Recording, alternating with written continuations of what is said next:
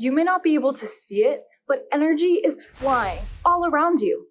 All matter is made of atoms, and in order to have balance between positive and negative forces, unstable atoms will get rid of excess energy, and this spontaneous emission is called radiation. Electromagnetic and particle radiation can be understood on Earth, but what happens to these principles in space, and how will it affect astronauts and future space explorers?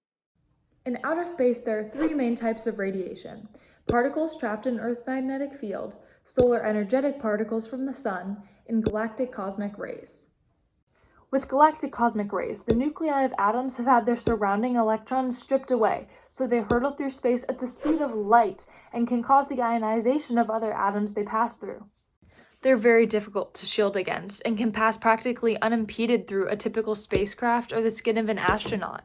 This can have some serious consequences, like cancer, damage to the central nervous or cardiovascular systems, and damage to DNA, where strands or even bases can be broken or knocked out.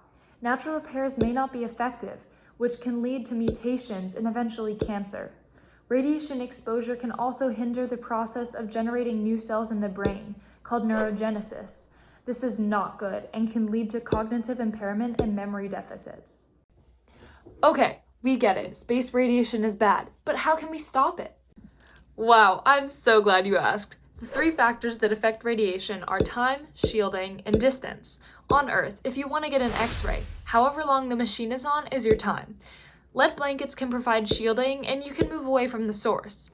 But the spacecraft is constantly surrounded by radiation, which essentially eliminates the time and distance factors. Space agencies can take operational countermeasures that limit astronaut exposure, but this still doesn't directly combat the actual issue of stopping space radiation from harming astronauts. Solving this is hard, but never impossible. Engineering countermeasures like a polyethylene plastic called RFX-1, water barriers, electrostatic radiation shields, and lunar regolith are all ideas to block radiation. But even with these innovative technologies, 70% of space radiation can pass through shields. Medical and dietary supplements are also important in combating ionizing radiation. Eating antioxidants like vitamin C and A may help by soaking up radiation-produced free radicals before they can do any harm.